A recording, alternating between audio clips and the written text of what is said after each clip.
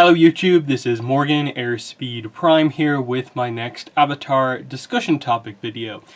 This is going to be, I suppose, my kind of last time, before the books are announced, giving some thoughts on what I want the next Avatar, but also the next Korra comic to be about.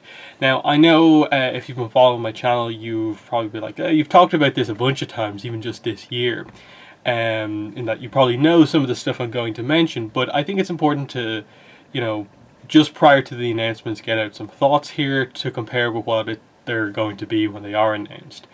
So let's just jump in with Korra comics first, because the thing with Korra comics is that it's arguably it is much more open with what they can do, because it is the furthest point into the future on the timeline that we have, and they can do pretty much whatever they want.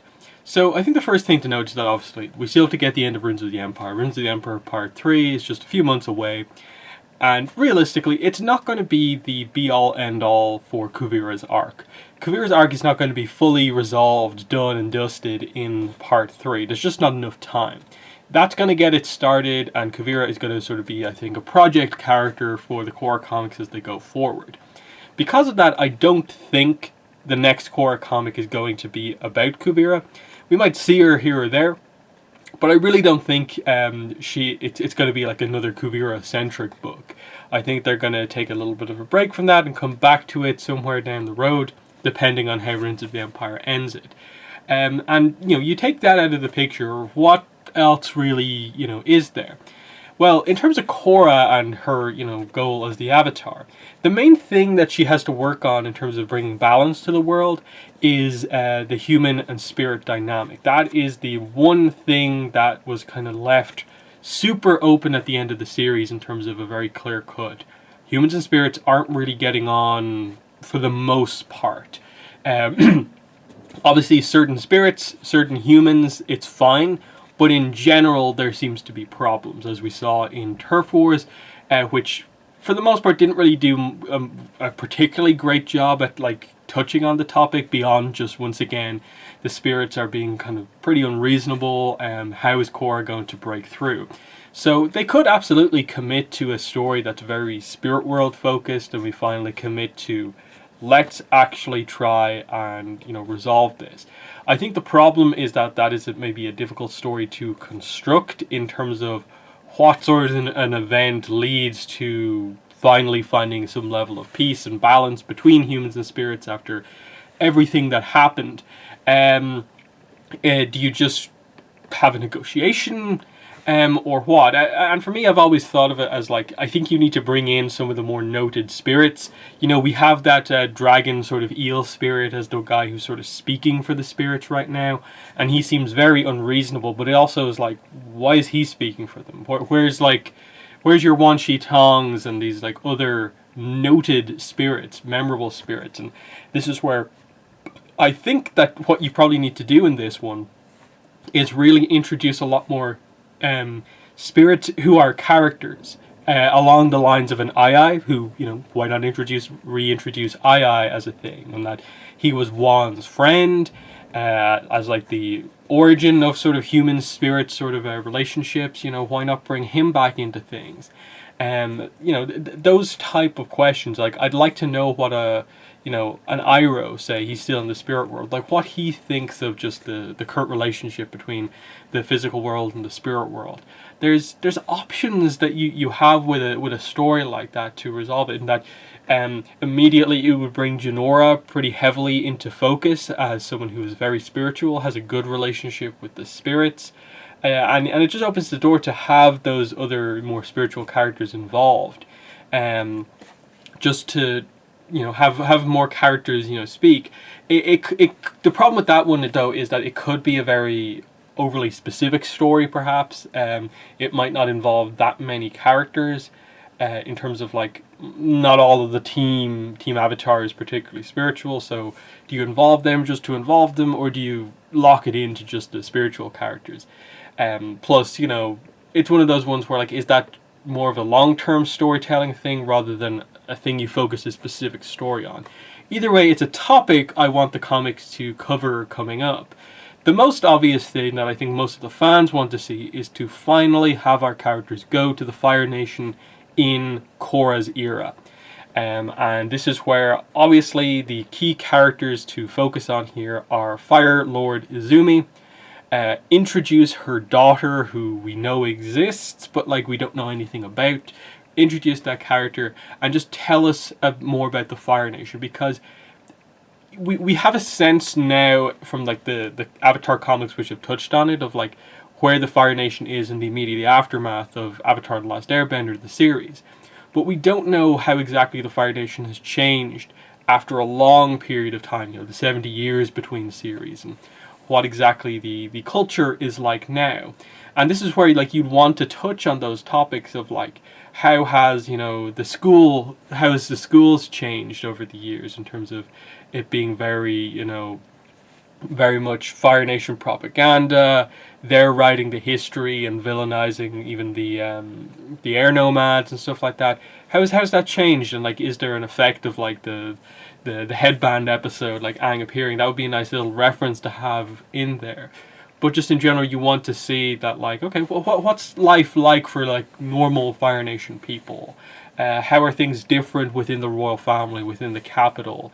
Is it still the same structure that we know of like you have the nobles kind of living near the capital, and so on.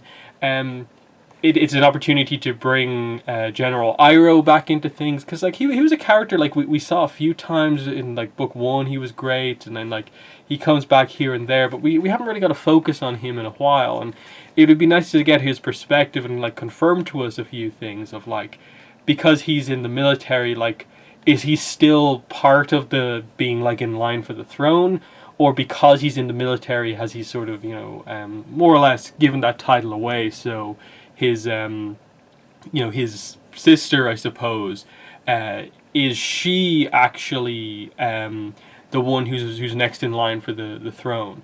And that's where like that character suddenly becomes very important, especially if with Mike writing the Korra comics, they commit to some of those potential ideas they had to cover in book 4 if they had more time, of like Mako getting to meet the Fire Nation princess, and that being a relationship that was something we heard about.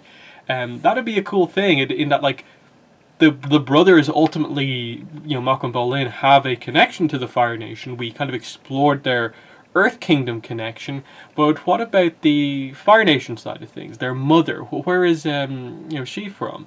That's the sort of stuff that I want to see, and that would immediately bring those two to the focus, especially Mako as being a firebender. There'd be a bit of an impact to him being in that nation, especially if he gets on well with the princess, and she's an interesting character.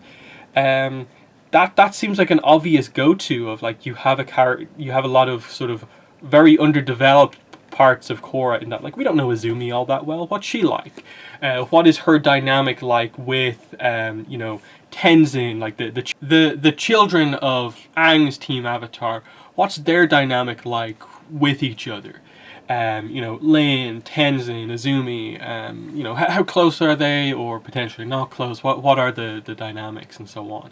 Who is Izumi's husband? Is there anything particular about him? Well, those are the questions that you want to know about. And then like there's always an option that because you have like Ki in the Avatar comics, I assume she's probably still alive. So is Ki still here? That'd be nice to know about. And then of course Azula. Like I think everyone like forgets about this idea of like Azula being in Korra time period at all. Now she could have died in the meantime, of course, but there's still the option to reintroduce her. I'd maybe struggle with that in terms of like you telling the end of Azula's story before you've told the transition period, but it's something you can do. And then just like more time talking to Zuko is always going to be an interesting one. Now the only problem there is just kind of like, what do you make the plot? Like, for what reason did they all go to the Fire Nation? Well, one part of that might be the brothers just wanting to explore their Fire Nation lineage of their family. That's one path. Another could just be, Korra, as far as we're aware, hasn't been there yet. You know, as the Avatar, it would make sense that she goes on like an official visit to the Fire Nation, and potentially helps out with like a minor conflict at play here or something like that. There's lots of options with the idea of like the Fire Nation ultimately is just a collection of islands, so maybe there's trouble on a specific island, so we get scenes in the capital and the places we know of, and then we go to a different island and cover some of that stuff there.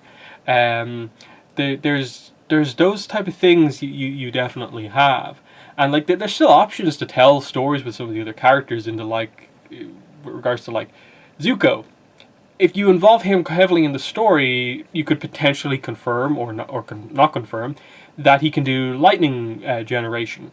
Like that's one of the bigger setups in terms of a technique for the character, of just like he was taught how to do it and told this is the reason you currently can't do it, but has he developed now to the point where he can generate it himself? Because what a cool moment that would be, to just have like, you know, the team struggling against some opponent or something like that, and then Zuko brings out some super powerful lightning, surprising everyone, and it's a big moment for him. So there's all those options all around the kind of place with that sort of stuff. Is there anything else apart from just going to the Fire Nation, continuing Kuvira's story and the Spirit World? Like, I think beyond that, like, you can kind of just do really whatever you want. Like, there's obviously the Earth Kingdom elections and whatever they do with that in Ruins of the Empire as well. In terms of, like, does Wu stay on as king coming out of this, or do we commit to the elections, and is that the plot point that you go on, and so on. I'm not entirely sure in that, like, just going to different parts of the Earth Kingdom, is that enough of a plot point really to have? The only other thing I could think of is like that, like, do you allow some of the other characters to take the spotlight? Do you suddenly shift focus away from maybe Korra and Asami, maybe even Korra, Asami, Mako, and Bolin, and potentially have a story that's more focused on, you know, Jinora, Tenzin, that sort of thing. Like, there's a lot of options because they can do whatever they want effectively. They're not limited by, like the Avatar comics are to a certain degree, by like, they can never introduce in the Avatar comics a threat so big that it's bigger than some of the Korra stuff, or that it's bigger than like Yukon or anything like that.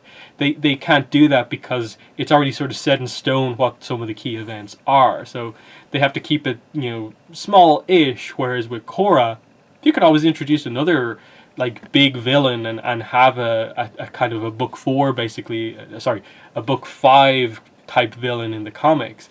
That is a path you can go down, but who really knows? So let's move over to Avatar comics here to end off the video. Obviously, the thing I always say, tell the Azula story. Please finally come back to the Azula story. It's been enough years now since the end of Smoke and Shadow that it's about time to get back to it. Because the longer this goes on, the longer you're kind of like, why aren't we getting this story? Why has this story been set up without coming back to it? Is it just the writers being concerned about, you know, will they get the character right or not? I think Faith Erin Hicks at one of the conventions even mentioned something about that. And I think that is where, like, you just have to commit to it.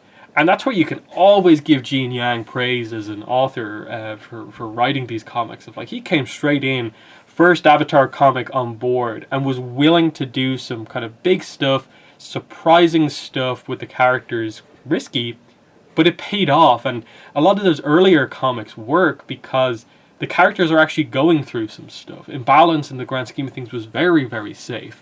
Nothing particularly big on the character department side of things. Nothing great on the plotting side of things. So the next Avatar comic has to deliver a plot, deliver some impact, and have a lasting impact on the franchise, I think. And I think one way to do that is the Azula story. Now, the little bits and pieces I think Faith Erin Hicks has said probably leads me to believe it probably won't be the Azula story, unless she's just being incredibly coy about the whole thing and is being purposefully misdirectful on this and stuff like that. But it's the most obvious plot point of, like, why do you go back there? Because Smoke and Shadow presented the most obvious, like, open plot threads of, one, Azula is there. She's out there causing chaos, trying to make Zuko into the leader she thinks he needs to be, even though it's her who needs to change. Ki has just become a firebender. That's a cool arc in terms of like, does Zuko start to train her? How does that go? And how does like Azula, if she sees that happening, how does she view that? The new sister, does that potential jealousy arc with Azula and Ki maybe come into play? Ursa, what are her thoughts on the fact that Azula's out there but kind of unwilling to talk to her? What is her approach going forward? Even Noran, like, how does he handle this? And that he's suddenly gone from being just like happy sort of nobody in a way with before Ursa was discovered to now he's kind of part of the royal family, and he has to support Zuko as well, and there's Azula out there. Like, he could play an interesting role if you commit to giving him an arc in that story. And then Mai and Zuko. It's those sort of things with the Avatar comics where it's just like, why don't you confirm any of this stuff in the comics? Can Zuko and Mai just get back together and stay together so we can finally confirm that Izumi's mother is Mai? That's probably the one thing I didn't mention in the Korra comic thing. Can we see Mai? Because if Mai appears and she's with Zuko, that kind of confirms everything. It puts it all together. Fire Lady Mai. That'd be really, really fun to see. So can we set that up, give that the option to happen by actually having them finally get back together here? That it's this sort of stuff where it's just like they've been broken up for so long. Like, it's like, what, 2012 or early 2013 when it happened, and we're going into 2020. Like, they've been broken up for like 7 years basically. And you think, and it's like Avatar and Korra together, they're both of those runs, if you add them together without a break between them, that's like 7 years. Like, this is almost like a bigger plot point than so many other things that have been going on in the franchise, and it's just a couple. It's the fact that we don't know where Sokka and Suki are as a couple. Sokka's arc is probably the most obvious thing of like, can you finally give Sokka in the Avatar comics an arc? Can we see him develop as a leader to where it is suddenly a justified thing why he becomes like the next chief of the South, why he's the Southern representative on the Republic City Council? Because right now it's like, okay, Sokka's a decent leader, but how much confidence in Sokka as he is right now do you have in him like leading his nation? And you're like, okay, yes, it'll work, but like, you haven't quite seen the full like maturity level come out just yet. So where is the leadership arc for him going to come out in all of this? The other thing is Zuko, because of stuff that we already know, Zuko is going to have to get involved more heavily in basically Republic City planning. So he's going to have to be brought on board at some point with Cranefish Town and like connect Yu with Cranefish Town, and the idea of turning these kind of colonies or whatever, the nations where the nations are blending together, linking them all together into that United Republic of Nations, and really committing to that sort of stuff. But I'd struggle with that until you've resolved the Azula thing, and that, to me, Zuko has to resolve the issues back in his own nation before he gets on board with really connecting the dots and other things. And that's where like his appearance in like North and South always felt a little like weird, that like he's just there and like Suki's not with him and all that sort of stuff. So the Sokka arc definitely needs to happen. Zuko needs to be brought on board at some point. Beyond that, I really think a lot of what you need to do with the Avatar comics is just sort of time skip ahead so that the characters can do something, in that everyone remembers the scene from A Balanced Part, was it 1 or 2, where Katara and Aang were on Air Temple Island. But they didn't go anywhere with that story. It was literally just like this kind of tease of like, oh cool, it's impactful because Aang and Katara are having a conversation on the place that is later going to become very important. But like, when are you going to commit to that stuff of just like them settling that we need to stay here because it's important how this place is developing, we can't move on, that sort of stuff. Aang and the Sky Bison. When are the Sky Bison found? Zuko and Druk. Where does the egg come into play? The other plot point would be with the Order of the White Lotus. Xiaobao. He should, realistically, we're getting into the era where we should be getting introduced to Xiaobao as a character. Because the way he's talked about in Korra, you almost think that this is this like legendary ancient character, but the way the timeline plans out, Xiaobao has to be like alive at this point in time and actively doing something. He would have had to have like only like deserted at some point over the next few years, basically. Because I don't get the impression that the Red Lotus is this like super like in Korra. It's only been around just a few years. I think it's been established for a good few years. So there's probably still some time before we get there, but Xiaobao should be a member of the Order of White Lotus at this point in time is probably about the way we should be viewing this. So there's one plot point to go on things, for sure.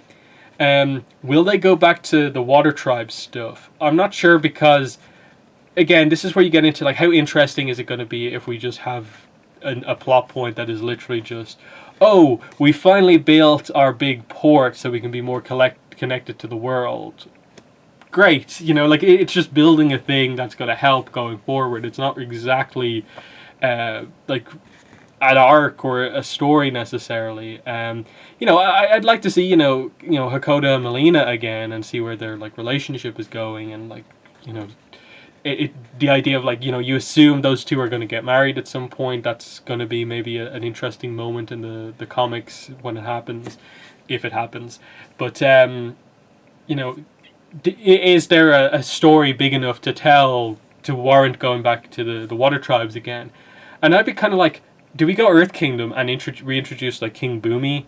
Like, when does King Boomy die, I suppose, is one of those things of like, that's kind of on my mind at this point in time, in the sense of like Aang and Katara named their first child after Boomy. So clearly I get the impression that like he is dead before the birth of Boomy.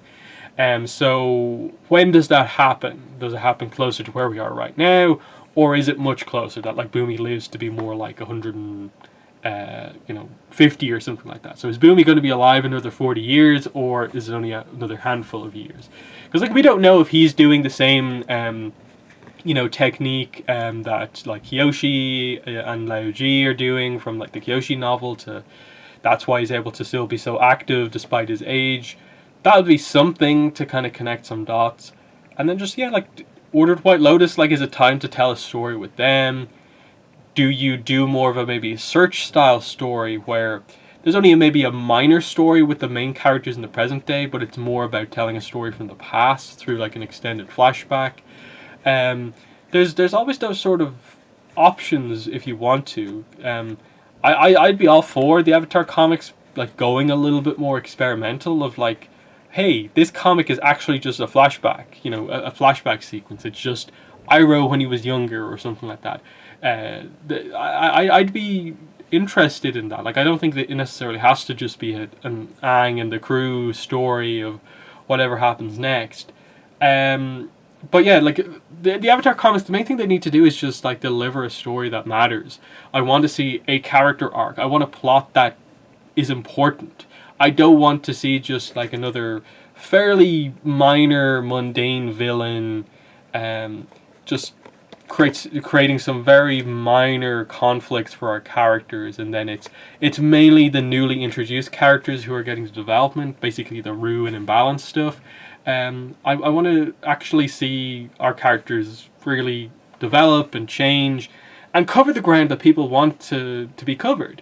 There's a reason people freak out whenever we get like official art of the characters when they're older. It's because it's a time period people want to see.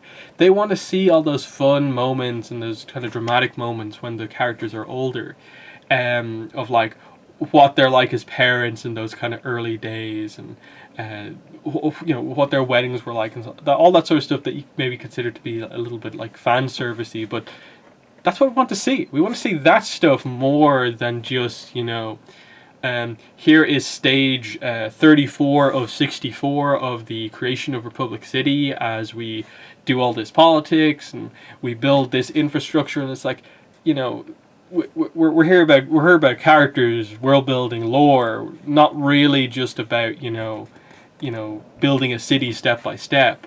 I get that's your major plot point that you sort of have to work with here, but like, it doesn't have to be the focus of every single thing, especially when you're nowhere near actually delivering on Republic City. I get there has to be early setup for it, but I think we've had enough, and enough for like the last while, and until I think you do a time skip, there's really nothing to, I think, be said particularly about Republic City up to now. Like, I think in the next like year or two in universe, like, I don't know how much progress is necessarily going to be made in terms of building towards Republic City. I think it's going to be the next, more like 4 or 5 years type thing when that stuff actually gets organized. Because again, like, you have like the core of 70 years to work with here, and we know, that Republic City. The impression you get is that like Republic City only really is a proper thing when the characters are around like 20, like mid 20s or early 20s. So we've still got about 4 or 5 years before we're really ready to say Cranefish Town and Udao plus all these other places are Republic City, United Republic. So that's why I'm kind of like, don't focus too many comics on that. I get it has to be a focus, but it doesn't have to be the focus of every book. And it's more time to just use the fact that you have these books to build on a lot of other stuff. So what way did they go? Like, there's no teasers out there really for any obvious path. And again, if you're not doing a Republic City story, like, you really do kind of have the ability to sort of go anywhere, to deal with anything. I would like to see maybe a more Aang-focused story that is like him going to the air temples, that tells that story of where the other air nomad animals are found. I'd like to really see that happen. I think that would be nice, and that it would allow you to bring Appa into the story as more of a character rather than just a form of transport. Seeing him interact with other sky bison, and just, finally like really building the world towards where it is in Korra in a bigger way. So that's pretty much all I wanted to say in this video. And that, like, look, it's difficult to predict what the next comic is, and especially without really knowing what the plan is for these comics. And I think that's where, from a fan perspective, the comics are oftentimes frustrating in terms of like their direction, where they're heading, is that we don't know how long they're going to continue the comics for. It just seems to be a ongoing, one is confirmed after the next one, and they're never willing to say anything more than that. So there's no sense of like, there's a clear-cut direction of like, do we know if the Avatar comics are going to cover all of the key moments all the way up until the characters are like in their 20s and 30s, or are we telling 2 more stories and then we're doing the big time skip and then we're covering the just key moments throughout their kind of adult lives? I don't know. And the same goes for like Korra comics, of like, are we just doing one by one until we sort of run out of like, we sort of need to skip ahead a little bit? Because I think people kind of are more interested in that sort of stuff of like, just kind of tell the big moments, like tell us your best stories, and then like you can always go back and fill in, like, here was a more minor moment that happened like in between Korra at the ages of like 22 and like 30. Like, you can say that like a few things happened in between, but that the biggest moment happened when she was like 30 or something like that. The same goes with like the Team Avatar characters, of like, we're probably getting way too bogged down with like everything happening when the characters are like 12 to like 18, when you can definitely tell some of these stories when the characters are like 20, 22. So that's kind of where we're at. So that's the video. Again, coming up in the next few days, I will have my 2020 story and merchandise preview video.